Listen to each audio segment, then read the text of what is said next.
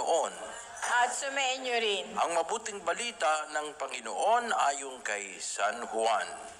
Papuri sa iyo, Panginoon. Noong panahong iyon, sinabi ni Jesus sa kanyang mga alagad, ang umiibig sa akin ay tutupad ng aking salita. Iibigin siya ng aking Ama, at kami isa sa kanya at mananahan sa kanya. Ang hindi umiibig sa akin ay hindi tumutupad sa aking mga salita. Hindi akin ang salitang narinig nyo, kundi sa Amang nagsugo sa akin. Sinabi ko na sa inyo ang mga bagay na ito, samantalang kasama pa ninyo ako. Ngunit ang patnubay, ang Espiritu Santo, na susuguin ng Ama sa pangalan ko, ang siya magtuturo sa inyo ng lahat ng bagay at magpapaalala ng lahat ng sinabi ko sa inyo. Kapayapaan ang iniiwan ko sa inyo, ang aking kapayapaan ang ibinibigay ko sa inyo.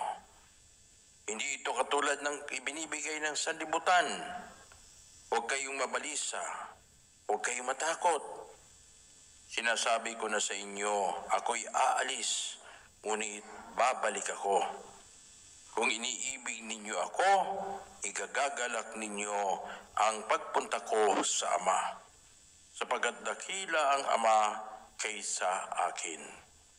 Sinasabi ko na ito sa inyo bago pa mangyari, upang kung mangyari na, kayo'y manalig sa akin.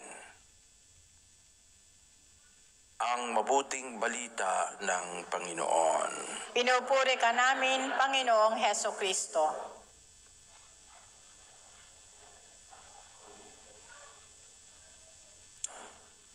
Aalis na ang ating Panginoon Jesucristo, no?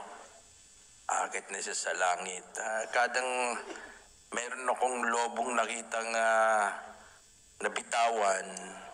Nung bata pa ako, pag nakita ko ng lobong nabitawan, tinitingnan ko kung hanggang saan ito tataas.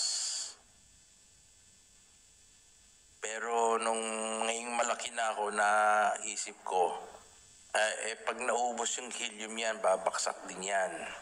No? Pero ang Panginoong Jesus, hindi siya bumaksak. No?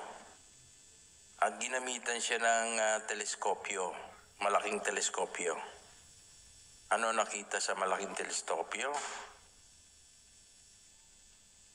Muta ba nyo? Hindi. Alam ko, minuta na, saka tutulog no?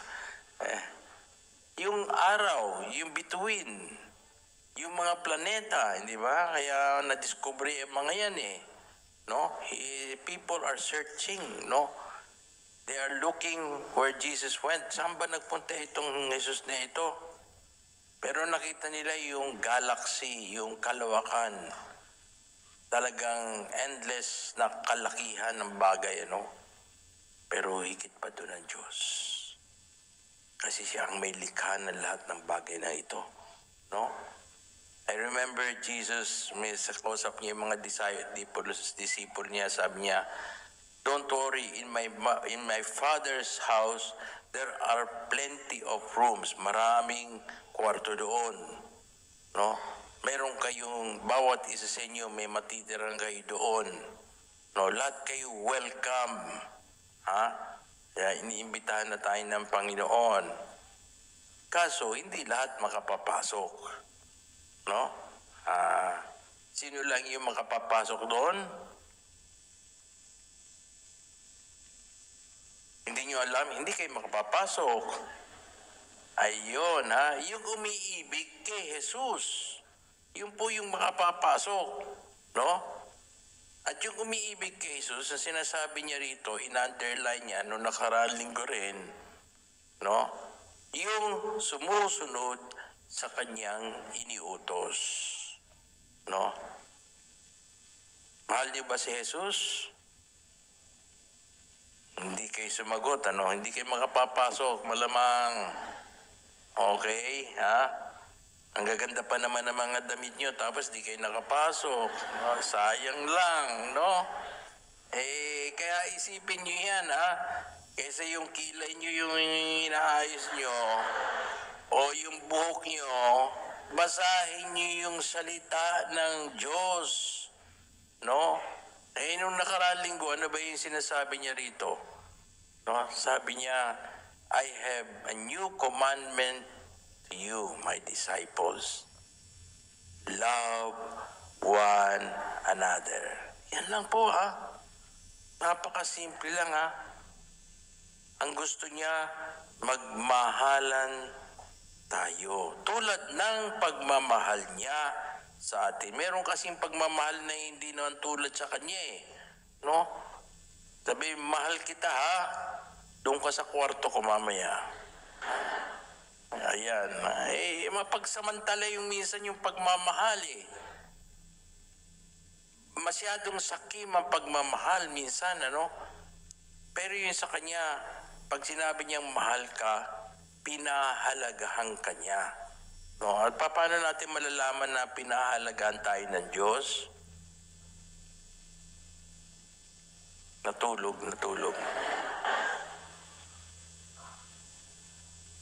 Ayun, no? Nagpakasakit siya para sa atin. Ha? Tayo na isang makasalanan, tayo na hindi karapat-dapat, pero nagpakasakit siya para tayo ay makaligtas. Yan po yung napakagandang, hindi natin naiisip yan, eh. No? Na iniisip lang natin talaga yung sarili lang natin, pero bukas makalawa, wala na yan, eh. No? Sabi nga, pagka ayan, may mga reyna tayo dyan, no?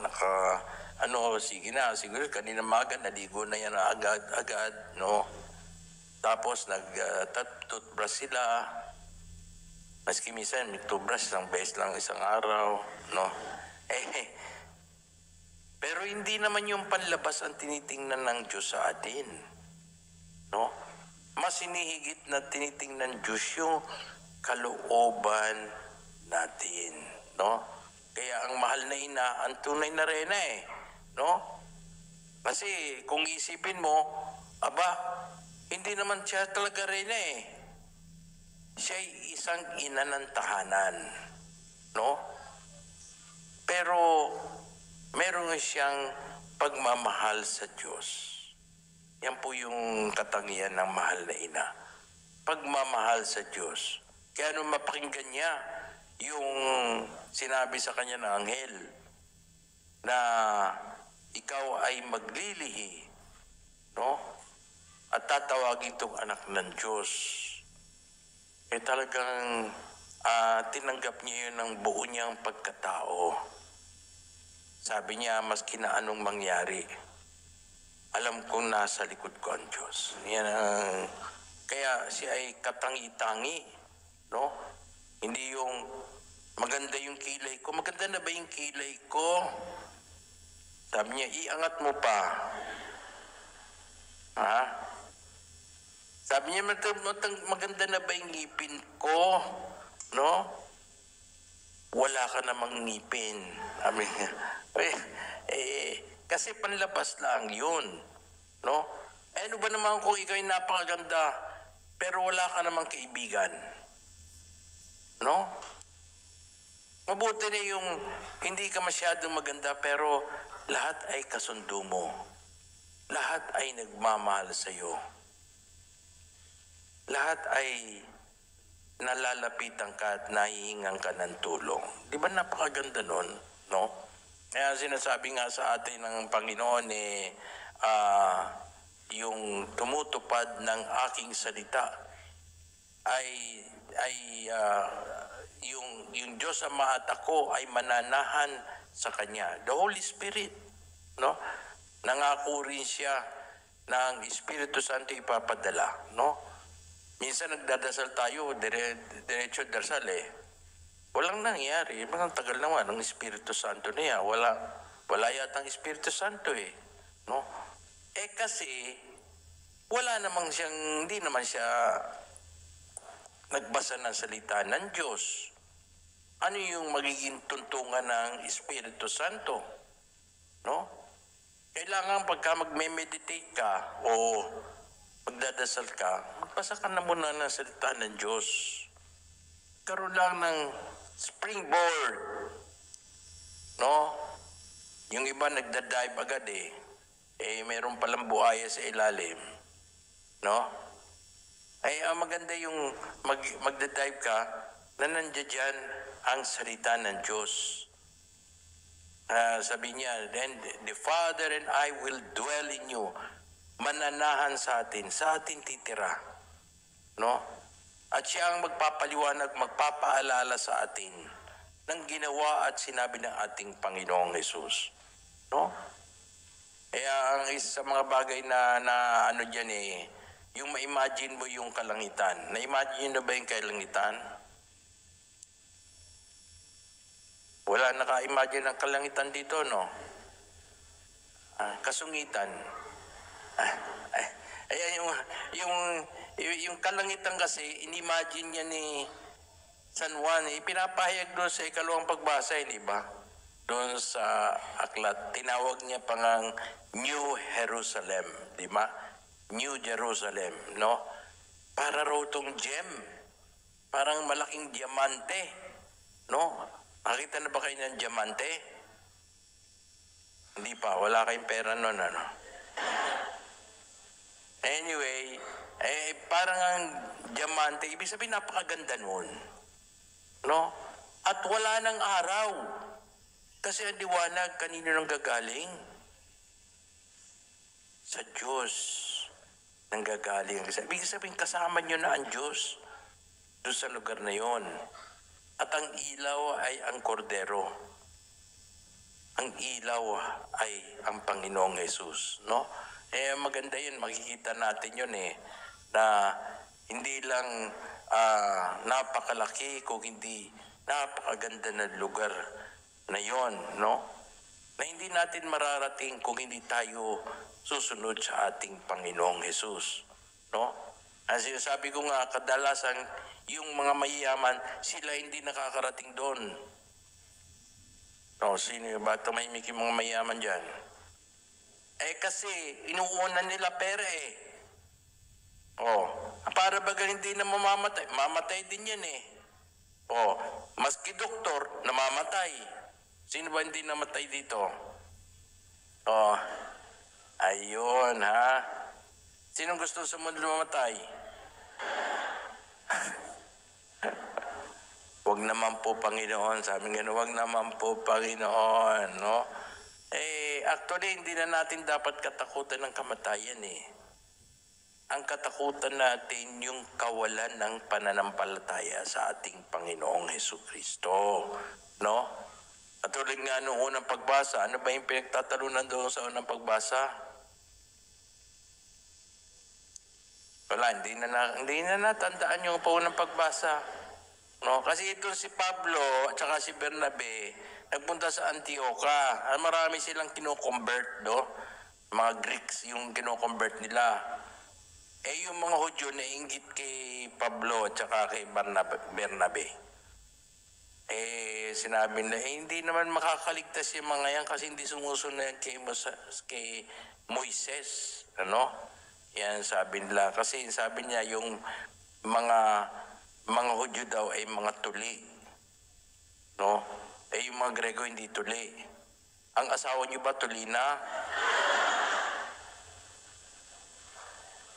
Baka hindi pa tuli ang asawa niyo, hindi makakarating sa langit yun.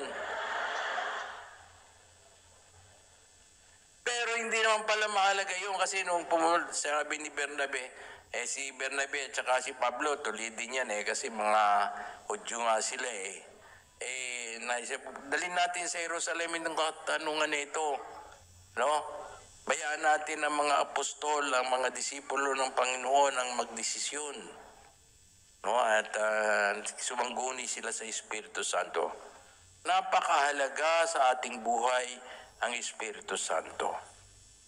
Nasa anumang katanungan ng ating buhay, hindi natin siya kinalilimutan tanungin, no? Kaya sabi niya, desisyon ng Espiritu Santo at namin, no? Na hindi nakikigambalain sa mga bagay niyan. No, kasi yung mga Hudyo na yun, hindi naman namin pinadala yun eh. No? Meron nga ako natatandaan, yung isang pari namin sa Pilipinas, ang punta ng Japan. May mga kasama rin siya mga pari doon, mga Hapon naman, naligo sila, swimming pool. Alam niyo, pag naligo doon sa swimming pool, kasi maano sila sa jeans, ubod-ubod talaga yan, yung mga lalaki naggubo na, di naggubo din siya, Aba, lumabas pare-pareho sila. Pero siya naiiba, Kasi tulisi yung mga Hapon supot Talaga. Pero kultura lang yan, Ang tunay na kaligtasan ay nasa pananampalataya sa ating Panginoong Hesukristo. Kung tayo ay nandito ngayon, nagsisimba tayo dahil sa pananampalataya ko sa ating Panginoong Hesukristo. Salamat, natutuwa sa iyo ang Diyos.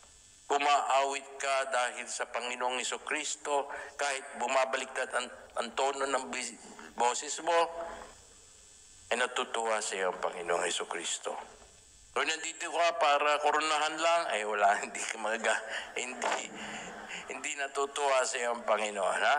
Pero once na nandito ka dahil sa pananampalataya sa ating Panginoong Kristo, dahil doon, sisikapin mong mahalin ang iyong kapwa, sigurado ko makapapasok ka sa kanyang kaharian.